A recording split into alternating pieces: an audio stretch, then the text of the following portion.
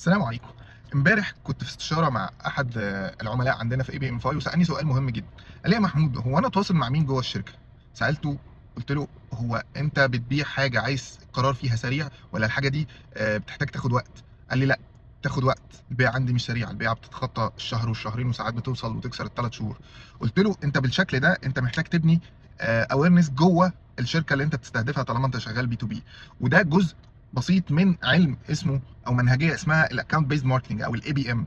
ودي ببساطه ان انت جوه الشركه بتخاطب نوعين من الاشخاص. شخص بيسموه الديسيشن ميكر وده اغلبنا عارفه، والشخص الثاني اسمه الموتيفيتور. الديسيشن ميكر ده هو اللي في الاخر هياخد القرار. يعني انت مثلا لو بتبيع حاجه فيها منتجات وكده وطبعا مدير المشتريات فمدير المشتريات اللي هياخدها، لو نظامه خاص بالمدير المالي فالمدير المالي، لو خدمات تسويقيه فمدير التسويق.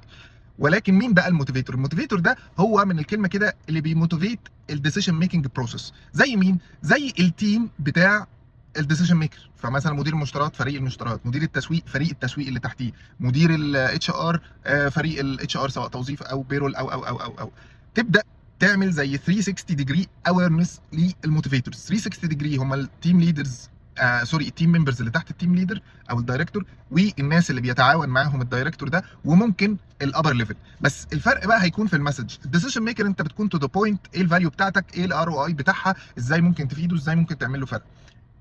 الموتيفيتورز مش بتروح تبيع لهم، انت بتروح تعمل لهم برودكت اويرنس، بتعرفهم على السولوشن والفروقات بتاعته واهميته، وانت كبروفايدر ايه المميز عندك، بتحاول تعمل براند اويرنس عند الناس دي. طب ليه بنعمل كده؟ عشان في الاغلب بشكل دوري بيتم اخذ اراء الموتيفيتورز دول في اتخاذ القرار. زي مثلا لما مدير معين عايز يغير سيستم فبيبدا يسال التيم بتاعه تعرفوا مين من الشركات بيعمل سيستمز كويسه، فيبداوا يقولوا الاسماء اللي عندهم اويرنس ليها او هم اوير بيها. فالبروسيس دي بتاخد وقت اكتر، ولكن لما بتيجي تقيس مردودها بتديك هاير كونفرجن ريت، لان انت بتبدا تيجي تلاقي بروسبكتس جايه لك يقول لك حد هو اللي بيكلمك في حين ان انت ما تواصلتش معاه.